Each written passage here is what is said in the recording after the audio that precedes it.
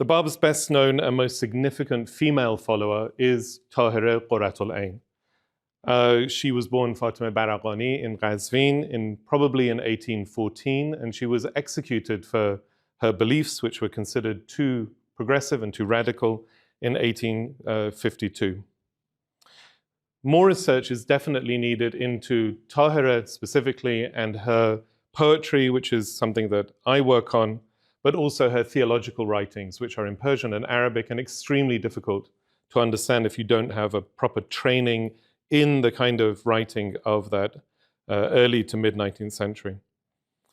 So you could say that she herself is rather obscure still, but I think one of the problems and one of the issues that makes her more obscure is the fact that very little work has been done to try and look at her context. And in particular, not enough work has been done to look at who her, and this is the thing that I'm most interested in, who her female interlocutors were, and in particular, who were the women that she was spending time with, working with, collaborating with, speaking to, expressing her views to, and receiving also back from them their opinions, but through the medium of poetry. There are many elite women that Tahira met that we don't know about, but there are quite a few women that we do know about, and they have not been studied in their own right enough, but the connections between them and Tahira and the interactions through poetry, and we can talk about that more maybe in the questions, have not really been looked at. So what I will try to present to you tonight is the biographies, but also some of the poetry of three of these individuals, three of these women that Tahira was in close contact with. We might as well have a map up. Very difficult to control. So here, you see it says Shahrud. Shahrud and Bastam, which is near to it. This is the area where the very famous conference of Badasht happened, where Tahira removed her face veil in an almost all-male gathering. Tehran is, of course, here. Qazvin, just to the northwest of Tehran, which is where Tahira came from. But the places I'm also talking about in particular are Hamadan, but then also Baghdad and Karbala.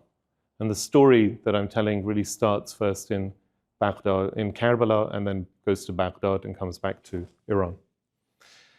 Around 1831, Maryam Bushrui moved with her newly widowed mother and her brothers from their hometown of Bushruye, which is near to south of Sabzevar on that map, in Khurasan, to Karbala to study with Sayyid Kazim Rashti, who was the leader at the time of the Shaykhi movement. Maryam was one of the first Shaykhi women to follow the Bab, an assiduous attendee of the classes taught by Tahira Qurrat al Ayn in the months after Sayyid Kazim's passing, where she took over his class and taught men and women. It's unsurprising that Maryam followed her tutor's lead in becoming a Babi. Maryam was a member of a very small band of courageous Babi women that formed in Karbala around the radical and altogether unconventional Qurrat al Ayn. Maryam, one of Qurrat al Ayn's, as Bahia Nakhjavani calls them, quiet sisters, because we don't hear enough about them, was the pivot of that core group of female associates who, in Abbas Amanat's assessment, achieved a nascent feminist consciousness defined by their leader's personality and inspired by her words and actions. In Karbala and later in Baghdad, and then in Iran, Maryam worked closely alongside Tahira's fiercest and most famous female supporters. Khurshid Begum, who was a cousin of the leading mujtahid of Isfahan at the time, and Marziya Baraghani, Tahira's full sister. Another key member of this inner circle was Maryam's mother, Bibi Bozorg, a woman of considerable piety and learning, who, like Maryam, also wrote poetry. And as was the case with many of the earliest Babis who had been residing in Karbala, Najaf, and Baghdad, the Bushrui siblings and their mother had received many years of formal instruction in Shaykhism in Iraq prior to conversion. And we can talk about Shaykhism in the questions if you want. Expelled from Iraq in the spring of 1847, Tahira and her party journeyed to Kermanshah and then on to Hamadan in northwest Iran. In both towns, Tahira proclaimed the Bab's message publicly to large numbers and converted several elite women. Having parted from Tahira in Qazvin in late 1847, Maryam arrived in Tehran where she met Baha'u'llah. At his request, Maryam and her mother then traveled on to Mashhad, which was a major center of Babi activity at the time. Emulating Tahira's daring and harnessing her own audacity, Maryam converted many women to the religion of the Bab in her home province. And you can imagine at the time it was a very dangerous activity. It's possible that Maryam left Mashhad briefly to attend the momentous conference of Badash that took place in the summer of 1848, where Tahira very famously removed her face veil, a revolutionary act that constituted, as Negar Motahedeh has argued, the severance of all unique ties with the Shiite past. The Bab, having declared himself to be the hidden Imam in person, rather than a gate to the hidden Imam, and therefore an independent messenger from God, the stage was set at Badash for the abrogation of the Islamic legal code and its supersession by a new legal system. And the proclamation of this, in that proclamation, in that declaration, Tahira played the central and pivotal role. In the turmoil that ensued after the conference, Baha'u'llah arranged for Tahira to escape to the relative safety of his ancestral land of Nur in Mazandaran. And he interestingly entrusted Maryam's husband with her protection. It's not clear, unfortunately, in the sources, whether Maryam accompanied her husband and Tahira on this mission, or whether instead she returned to Mashhad. But one can imagine that she probably did accompany Tahira. Now, the poem by Maryam that I want to share with you, and this is the translation, my translation of it into English, has a very interesting history in that it has survived on a single sheet of paper in the archive, in the papers of E.G. Browne in Cambridge, in the Cambridge Library. It was something that he had heard read to him when he was in Iran. And then when he moves to another city in Iran, a copy of it is sent to him. And so what we have is actually the copy that was handed to Browne at the time. And somehow it survived on this one sheet of paper. It appears at the bottom of the sheet of paper, and above it is a poem that is attributed to Tahira. And it's very interesting that these two poems were presented to Browne together. Browne was looking for the poetry of Tahira, not the poetry of someone that he didn't know of, which was the sister of a very important Babi. This poem, though, and we don't know when this was written, Browne found it in the late 1880s. This poem by Maryam is about another early Babi, a very famous martyr from 1852 called Suleiman Khan.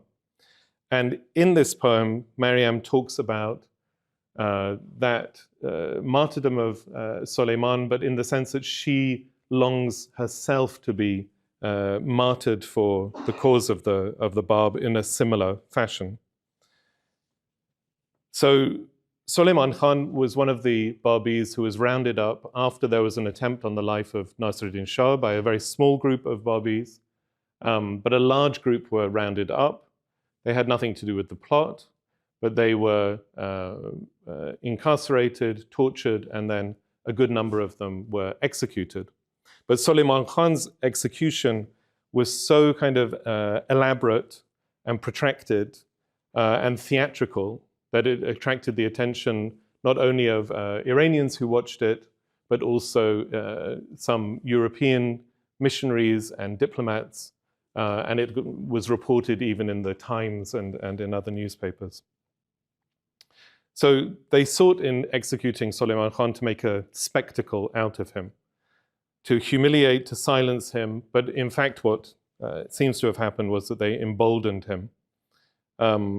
In accordance with his wishes, burning candles were inserted into wounds made in his flesh in a torture method which is known as sham arjin, which means stitched or sewn together with candles. Once the lighted candles had been inserted into the cuts in his body, Suleiman Khan asked to be conducted through Tehran so that the populace might witness his torment, his motivation presumably being that the intensity of his suffering might inspire them to recognize the validity of the Bab's claims. Though often used as a degrading torture method, Sham-Ajin was also one of the more violent self-mutations alongside qame zadan and tiq zadan, self-laceration performed with a short blade, typically on the forehead or the scalp, performed by men as a pious penance or as a way of fulfilling a religious vow. This self-reflexive aspect of this devotional form of Sham-Ajin potentially prompted Suleiman Khan to choose this form of torture for his own execution. It is said that when the executioner hesitated to make the incisions on Suleiman Khan's body, Suleiman Khan himself attempted to snatch the knife to cut his own flesh.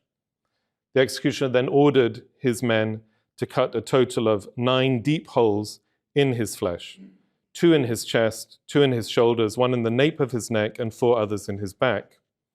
In each wound, the guards inserted a burning candle and then processed him with much pomp and gaiety through the bazaar to the rhythm of music played by minstrels, blowing long horns and beating large drums. Some accounts say that this carnivalesque cavalcade was accompanied by dancers and even by performing monkeys and bears. Throughout his ordeal, Suleiman Khan is said to have displayed a stoic fortitude. Followed on this march by a large crowd, Suleiman Khan was goaded by bystanders to dance. He is said to have been unperturbed by the screams of the curious male and female spectators who gathered in large numbers to watch. In fact, active participation of the crowd was encouraged by the executioner. Spectators were prompted to insult and molest him or to reward the executioners as a sign of their loyalty to the Shah. Appearing to delight in seeing the candles flicker in his bleeding wounds, whenever one of them fell, it is said that Suleiman Khan would pick it up, light it from one of the other candles, and reposition this. So it's a very, very brutal execution, and something that must have not only circulated, accounts of it circulated at the time, but something that really found its way into Babi Baha'i law and was something that really was talked about a lot in the community.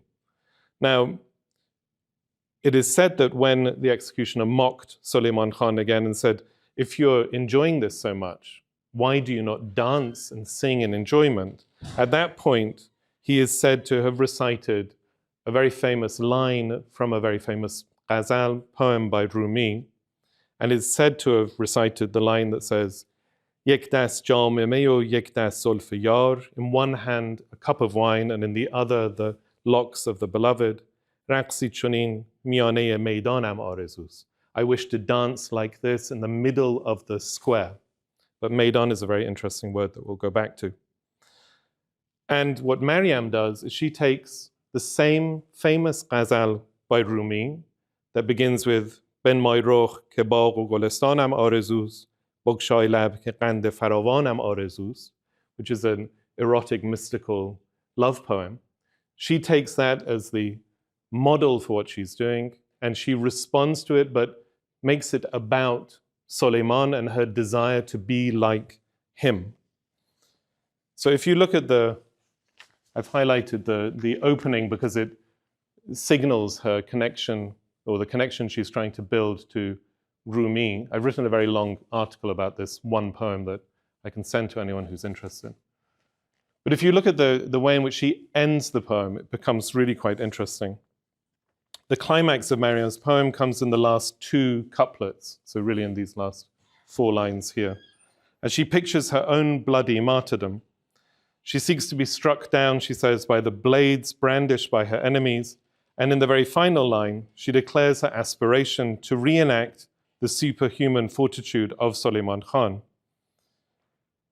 He certainly endured a very brutal death, and this gruesome torment was, I think, arguably the most impactful of the many horrifying martyrdoms of the Babis in the 1850s.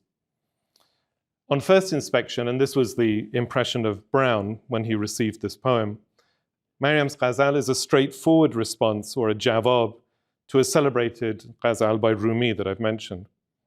In conformance with the rules of istiqbal, literally welcoming, but meaning poetic imitation in Persian, her poem employs the same meter, the same rhyme, which comes in Persian as on, and the same refrain, am arezust, is my desire. The radif, this refrain, the repeated phrase at the end of the line, infuses both the model poem and its imitation by Maryam with abiding yearning. Though the relationship between Rumi's poem and Maryam's is more complex than Brown first thought, the special connection between these two ghazals is of course underscored by the intimate relationship of Rumi's poem to the macabre public torture of Suleiman Khan. One thing that's very interesting for me about this poem by Maryam is the way in which she, as a female Babi, we don't know when she wrote this, but given that it's linked to the poem of Tahira that Brown has, which is either from the late 1840s or the very beginning of the 1850s, she may well have composed it at the same time. So a woman writing as a Babi in the middle of the 19th century envisages herself as being able and having the same power and conviction to be able to go through a similar public martyrdom such as that of Suleiman Khan. The fact that she sees her head severed and drenched in blood on the ground reminds us of Imam Hussein, reminds us of John the Baptist, reminds us of Siavash, all these things that I'll be talking about on Friday, but that's a different story. So during her women-only meetings with Qajar princesses and other elite ladies in Kermanshah, subsequently also in Hamadan, Qazvin, and Tehran, Qurrat al Ayn, in addition to reciting portions of the Bab's writings in Arabic and explaining them in Persian, I believe would have used her own poetry as a means to create a bond with her listeners, who came from a social class of women who were well known to have both appreciated and produced Persian verse. Interestingly, when seeking copies of Qurrat al Ayn's poetry in Iran in the late 1880s, Brown was told by Baha'is to seek copies of these poems in Qazvin, Hamadan, Khurasan, and Mazandaran, because they said these are the places where she preached. And so they made a very direct connection between her poetry and her preaching. He was looking for them in Shiraz, which was an important center of Babi and Baha'i activity. He was looking for them in Yazd, and he had some success. But they said, no, you need to go where she was preaching. And it suggests, therefore, that she used poetry a lot in her proselytizing activities. After several weeks spent proselytizing in Kermanshah, Tahira and her group of Babis left for Hamadan. Soon after arriving there, she was called upon by her brothers, who had been sent by their father, to request she accompany them back to Qazvin. And of course, she's brought back to Qazvin, and ultimately she is also then put under house arrest. She declares that her husband is no longer her husband. I divorce you, she says. You are no longer a mahram to me. You shouldn't come anywhere near me. You didn't support me. You didn't protect me. You didn't follow me, etc., etc. Eventually, she, through the agency of some women in Qazvin, escapes from house arrest and moves on to Tehran and then to Badash, but that's a different story. When they arrive in Hamadan, Tahira does what was common for men who made religious claims at the time, which was in a town, you go, if you have a big claim, you challenge the head mujtahid, jurisprudent of the town, to a public debate.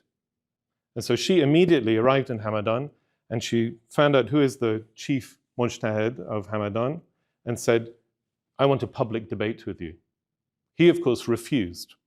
But when she sent a male messenger to pass on the challenge, he was then beaten up by the mujtahid's supporters. He was left for dead in the street. Someone recognized him as one of the Babis who had recently arrived. They brought him back to Tahira, and she rejoiced for the amount of suffering, physical suffering and torture that this man had gone through, because he had done so, she believed, in this kind of cause of the Bab and the cause of truth.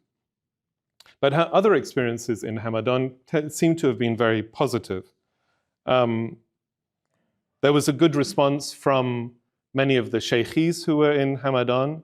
There was such a level of good response amongst some of the lower ranking ulama that in some of the sermons, they encouraged their followers not necessarily to adopt Tahira's beliefs, but to adopt her example of how she defended what she believed in. So they were obviously quite impressed by her. For my research, and what I'm more interested in, are these connections that Tahira made to elite women. Now, Tahira in Hamadan meets with one of the daughters. There were several daughters of the former Crown Prince, Abbas Mirza, who were living in Hamadan. One of them, Safiya Sultan Khanum, meets with Tahira and may well have become a Babi. But the more important princess that she meets with is someone called Zubaydah Khanum, who was the 27th daughter of Fath Ali Shah, and a poet who used the pen name Jahan. Safiya Sultan Khanum and Jahan had married into the wealthy local clan, the Qajar. And they're said to have become Babi through Tahira, perhaps as a direct result of her, again, challenge that she made. So when the Mujtahid said, no, I'm not going to debate with you, they then had to find someone amongst the religious establishment of the city who could go up and debate Tahira. And so interestingly, the ulama decide that it shouldn't be one of them, but they will send the most senior Sufi in the town to go and do it. So Tahira said, fine. She set some rules for how they should debate. There shouldn't be any smoking because of tobacco. The Bab had banned tobacco smoking. So none of that. And she said, you're not allowed to use foul language, and you're not allowed to, no kind of ad hominem attacks. And so he agreed to that. And there appears to have been some kind of debate, but they didn't do it publicly. They did it in the governor's residence. But the governor was, again, one of these sons of Abbas Mirza. His sisters, most likely, were there and seem to have been influenced by that. The reaction to the debate was not terribly positive. In order to protect Tahira and her band of Babis, these two women who had married into the Qajar moved them to their country estate outside of the city in order to protect them. And it is perhaps there that they had more and more contact with Tahira and became Babis. This is an example of one of the poems by Jahan.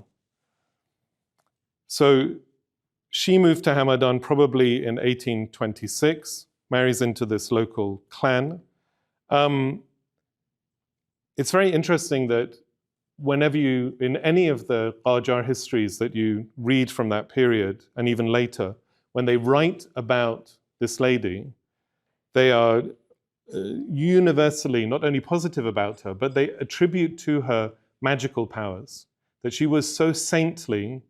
All of the brothers and sisters referred to her as Ferishte, as the angel. She was an avowed vegetarian. She was very pious in terms of the kind of regular ways of going on Hajj, going on pilgrimage to the shrines of the imams. But she was also very generous with her wealth. She endowed land and shops and other buildings to provide money for Ashura, for the mourning rites, to provide lighting for the shrine of Imam Hussein in Karbala, but also she built caravanserais for pilgrims. She built an important bridge. She looked after, provided a lot of food and shelter for orphans, etc. She was very philanthropic for her time. She was, as I mentioned, well, she was a matullahi Sufi, and she was very much part of that order. And the Sufi that had debated with Tahira, Jannat Ali Shah, was her pir, was the one that she followed. He, when he died, was buried very close to this tomb, which is the tomb of Baba Tahira Oryan, very important kind of, in a way, colloquial Persian medieval poet and mystic who is still very popular. That's his modern mausoleum in Hamadan, and her peer was buried near to it. So she paid for almost everything to do with this shrine in the 19th century before the modern mausoleum was built. In this poem by her, and this is, so again, this is a ghazal. It's different to the one by Maryam in that Maryam's poem very much is responding to Rumi. It's very much an imitation. It's very consciously trying to really kind of harness the power of Rumi's poem, which is so well known, but make it about not only, well, make it, rather than being about a kind of distant or a mystical beloved and about God, she makes it about Suleiman Khan. She makes it about her present. She makes it about, you know, her community, her identity, and about his martyrdom. What Jahan does is a little bit more subtle in that she has a divan that is not published. It seems to have survived in just one manuscript copy that is in Tehran, which appears to probably have been copied quite hastily because it's quite badly written. Maybe from her personal copy that I think has disappeared or been lost. It's almost all ghazal. She uses the ghazal, I think, in order to be able to present herself or demonstrate and manifest her multiple religious identities at the same time. So she has poems which, or lines within ghazals which seem to be very straightforwardly Shi'i. At the same time, there's a lot in there that is very similar to other matullahi Sufi poetry of the 19th century. And at the same time, once you know that she has this very strong connection with the Babi movement, there is a lot of Babi phraseology and imagery that you also see. But of course, if you don't know that connection, you wouldn't necessarily see it. Here, I think the interesting thing is again the way in which she ends the poem, like Maryam's, where she really is pushing and emphasizing this idea, which was a Babi belief, that this is a new cycle of God's teaching that has come to the world. That this is a break with, which is so important in terms of Tahira's role in making this distinction between Islamic Sharia and a new law that has come. And Tahira really is that break when she removes her veil. That's one of the key signs of that break. And Jahan talks a lot about the new day that has dawned and how she needs to inhabit that. As I said, there's a lot of phraseology, imagery in her poetry that you can read as being relevant to her Babi identity that was in conjunction and alongside her other identities. For example, in one of her other poems, she says that she says, I became drunk on the wine of zuhur and immediately left to another world. So the idea of zuhur, manifestation, but also the idea of truth coming in a particular point in time and coming in this day now, is very much a Babi Baha'i kind of theological position. But this idea of newness, the idea of something bright and filled with light that has comes through her poetry very strongly. As I said, you can read these poems, and I think she intends them that they can be read depending on the person, the audience, in various different ways. But she has a lot of poetry which, to someone who doesn't know Jahan's connection to the Babi movement, would simply read as being very Shi'i, not really even very Sufi. So a lot which is very Ali-centric. For example, in another poem, she says, it is as though a light has occupied my heart ever since it became filled with the love for the highest, the most exalted Ali. And the name Ali comes from the idea of loftiness and height. But that phrase, which I've translated as the highest, the most exalted Ali, and that she's confessing love for in Persian is Aliya Aliya A'la. And I think that really is probably a subtle allusion to her allegiance to the Bab himself, who used the same phrasing in his own writings and whom his followers invoked at the time as Rabb A'la, the most exalted Lord, Hazrat A'la, the most exalted holiness, and Ali A'la, the most high Ali, which is what she does. Similarly, the last ghazal in the Divan employs the invocation as the radif of Ya Ali, O Ali, enabling it to function both as a matullahi devotional text and as a Babi spiritual poem. And I don't think Jahan would have seen a contradiction between these two things. It's probably interesting to note that there were others who were matullahi who had been attracted to the Babi movement. The first matullahi that we know of who was martyred as a Babi was someone called Darvish Qurban Ali, who was from Bar Furush in the northeast of Iran. He was executed in Tehran Sabzi Maidan in February 1850, along with 6 others who were all very prominent. The interesting thing about their execution is that it comes before the execution of the Bab himself. And it shows that there is a move by the government towards executing and controlling Babis that they were becoming more and more afraid of. He had a lot of followers and sympathizers in Hamadan, in Kermanshah, but very interestingly, the mother of Nasiruddin Shah, Mahd Awliya, who really pushed very hard for Babis to be executed after the attempt on the life of her son, was herself a great admirer. She was herself a Ne'matullahi Sufi, was a great admirer of Darvish Qurban Ali. And she tried to intervene, and she pleaded with him at one point to say that he wasn't a Babi and so that he could escape execution. But apparently, when the Prime Minister interrogated him, he said that since my name means sacrifice for Ali, Qurban Ali, I'm destined to give my life for Sayyid Ali-Muhammad Shirazi, this idea of the Aliyah A'lam. Right, let's move on to this next, and in some ways, really the most interesting of these individuals. From around January 1850, Tahira was confined, having been arrested and detained in Nur, was confined in the house of Tehran's mayor, Mahmud Khan, in an upper room that could only be reached by a ladder. And the room is actually, so that's the house, and that's the entrance to the room. And the only way you could get there was if there was a ladder placed here.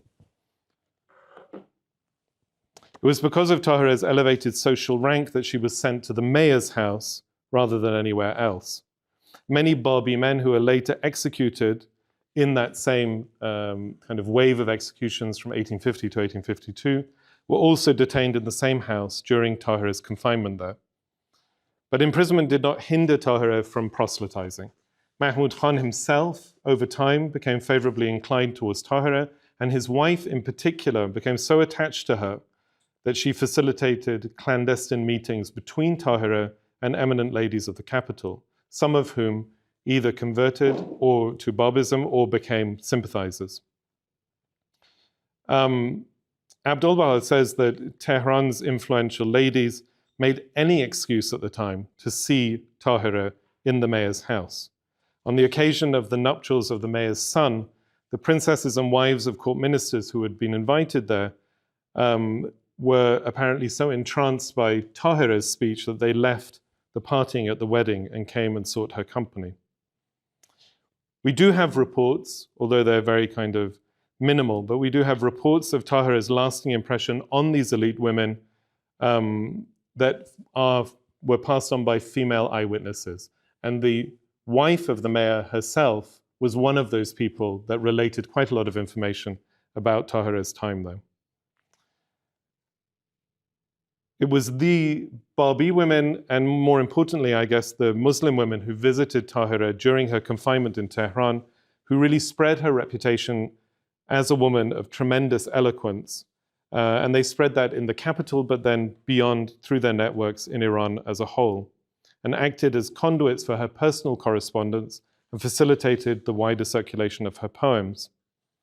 One of the Qajar princesses who managed to visit Tahira during this time was Shams Jahan Khanum, whose pen name was Fetne, which is a very interesting name that we can go back to in questions. The daughter of Fath Ali Shah's 13th son, Muhammad Reza Mirza, whose pen name was Afsar. He is interesting because when he served as governor of Gilan in the around 1817 to 1819, he was initiated into the matullahi order by Majzub Ali Shah, who was then the head of a main branch of the matullahis, but was also from the Qaraguzlu tribe or clan, so related to the previous poet I talked to, Jahan. The subsequent influence of matullahis at his court in Rasht brought him into conflict with the local ulama, the local clergy, and they complained to his father, to the Shah, about this, and the Shah removed him from his position and even fined him and fined Majzub Ali Shah as well. What is so interesting about Fetne is that she left an account, an autobiographical account in Masnavi form of about 600 couplets, in which she talked not only, and this was published, part of it really for the first time by Zokai Beyzai in I think 1970. What's very interesting about it is not only the autobiographical nature of it, but the fact that she really talks about not only her meetings with Tahira, but also how when she moved around Iran, in Hamadan, where I think she met Jahan and others, in Khurasan, where she met other Babi Baha'i poets, also visiting Baha'u'llah ultimately in Baghdad, and then at the end of her life in Edirne, where he had been banished in the Ottoman Empire. She talks very kind of openly about a whole network, especially from the kind of feminine perspective of it, a network that is completely closed to us, because the historians at the time, who were writing the history of the Babi period, even from the point of view of the community, from within, were not writing about women unless those women, like Tahira, came into the male-dominated sphere. But what Fetne talks to you about is her encounters either with other women within the movement and her network, or her encounters also with male figures. But because of her social status, within the tradition of Iran at the time, and that existed, and in some ways in more traditional circles exists even to today, that a woman of status and means, socially, economically, is considered as an honorary man in certain situations, right? In a way that a man cannot enter into a feminine space, but these women can move within gynocentric circles, within female-dominated circles, but also interact with men. And she shows that in her Masnavi quite beautifully. Her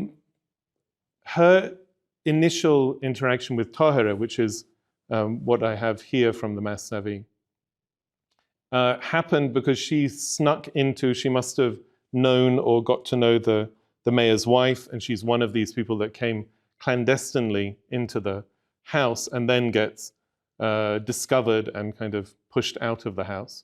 But she talks here about meeting Tahira, but the reason that she went to meet Tahira was that she had a home tutor who was tutoring her in Arabic and tutoring her in Quran and tutoring her to a certain extent in Persian poetry. That person happened to be a Babi who had been a companion of Tahira and others in Karbala, and so knew her very well. And he said, the person you need to really go and meet is a prisoner in the house of the mayor. And this woman, Fetne, said, okay, and went off and somehow got into the mayor's house, and they had this interaction. It's interesting that one of the first things she says that she asked Tahira was, what is all this chaos that is happening in this, in this period in Iran at this time? And what was this apocalyptic assembly in Mazandaran? She say in Persian. این چه قوقایی است در ملک جهان، این چه محشر بود در مازندران. So she uses words which are Oga and Mahshar are used very commonly to talk about in the kind of eschatology of Shiism, but to talk about the end of days, to talk about the coming of a new zuhur, or the coming of a new dor, of a new cycle in religious history, but ultimately the coming of the hidden Imam, the return also of Imam Hussein, the return of Christ, all of these things that these Babis were talking about. But immediately she asked Tahira about that because she had heard, of course, that Tahira was at the center of what happened in Badasht. And so Mazandaran here probably refers to Badasht or to what Tahira did when she went to Nur. So Fetneh has this interaction with Tahira. She becomes very much a follower of Tahira. But we know that Tahira was imprisoned from early 1850. By the time we get to August, maybe early September 1852, when Suleiman Khan and others are being killed very publicly in Tehran, they decide that they need to also execute Tahira. Now, it's very difficult in Islamic law, and especially in Shiism, to execute women for heresy. It's not done commonly, and you have to have a very good reason to do it. So they couldn't easily kill Tahira without proving that she is somehow not only herself heretical and has been led astray, but that she is also actively trying to lead others astray. And after days of debate with very high-ranking ulama in Tehran, in this house, they decided that she was not only herself lost and heretical, but that she was trying to corrupt others. And it was on that basis that they decided to execute her. But interestingly, so we know that they executed her, they killed her at night in a garden. They led her there and executed her, a small group of people, in a garden, and buried her immediately, most likely in a disused well. But they did all of this under the cover of darkness. And one of the key reasons apparently why they did it under the cover of darkness was her fame and the fact that she was so popular with the wives of all of these important men, including important women in the royal household or important women who had been, from the time of Fath Ali Shah and Muhammad Shah, from the earlier kings.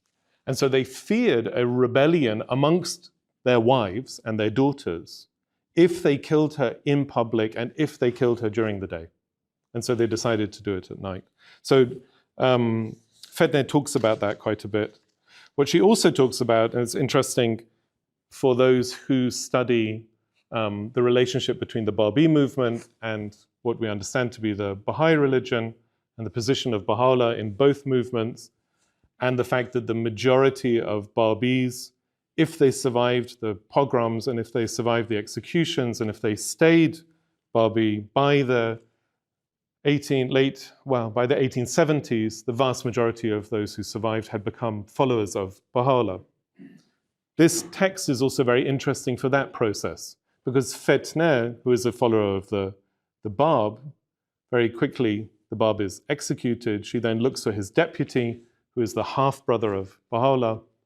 But when she tries to meet with him in exile in Baghdad in the 1850s, he refuses to meet her because he's scared that he doesn't want to attract attention to himself. She eventually meets Baha'u'llah, and she says that she understood that he was the person, the figure that the Bab said would come, the man yuzhirullah, he whom God shall make manifest, and that in the Masnavi she talks about her interactions with Baha'u'llah in Baghdad, how she understood that, Baha'u'llah understood that she had understood that, but he told her to keep it quiet and not talk about it. So she talks also then about concealing her identity as a follower of Baha'u'llah amongst the Babi community, which again is fascinating that particularly a woman is talking about very openly but consciously about having these double identities even within her marginalized community.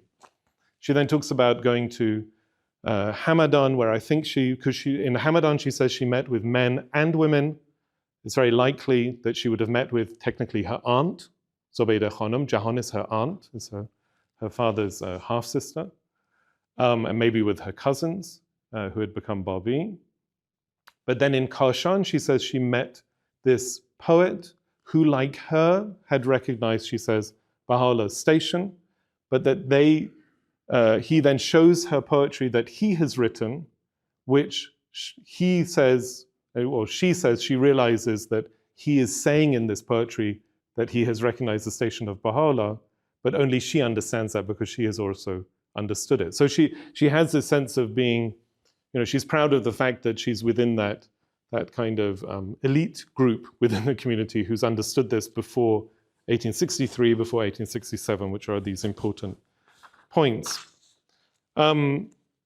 She eventually, Baha'u'llah promises her that they will meet again and they will see each other again.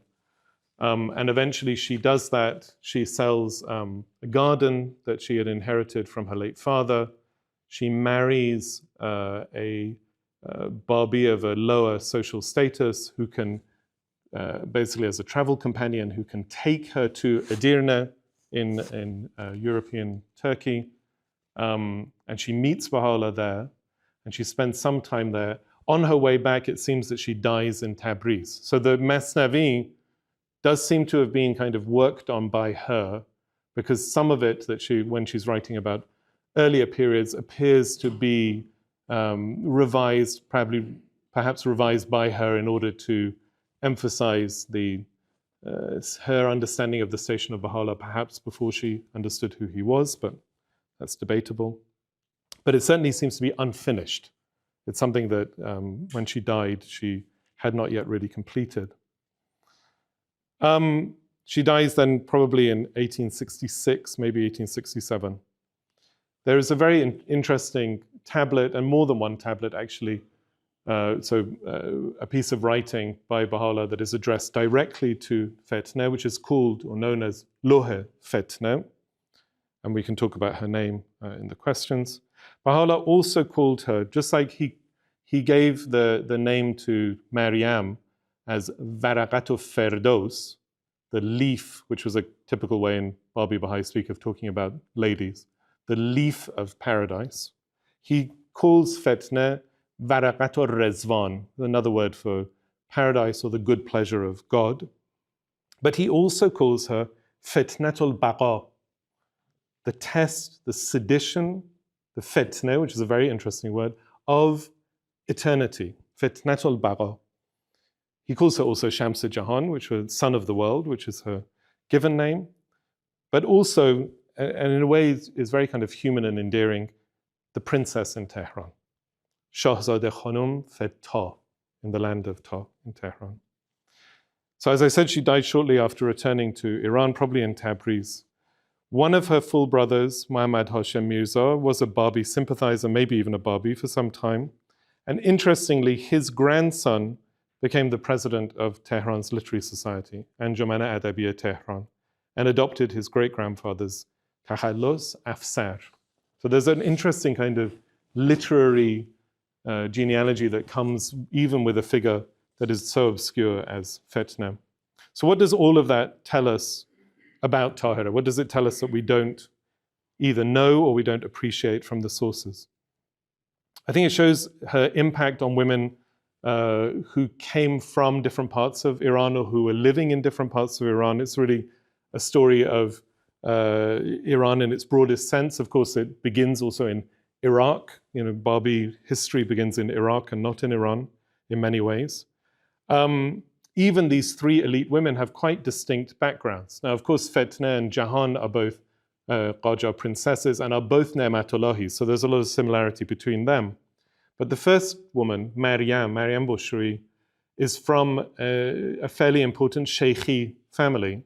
Now, Shaykhis did not, in essence, especially if they were quite true to the teachings of Shaykh Ahmad that founded their movement, did not really like Sufis, had no time for them, were very dismissive of the way in which they interacted with their guides, their spiritual guides, their peers. Maryam doesn't seem to have had that problem. Shaykhis were also not terribly interested in poetry. Something that is fascinating about Tahira, and you see it in these other women as well, is her ability as a Shaykhi who has become a Babi, but from probably the wealthiest and one of the most influential clerical ulama families of Iran at the time, is her willingness to produce her own poetry in Persian, to produce imitation or reuse poetry, particularly of Rumi, but also of Jami, and then also of some contemporary poets. Sohbat al-Lari is one of them. But more than that, Tahira has no problem in interacting, as I've said, with these matullahis, who for the ulama at the time really were, certainly slightly before that, but even at the time were, for many ulama, completely beyond the pale, are not people you should be associating with.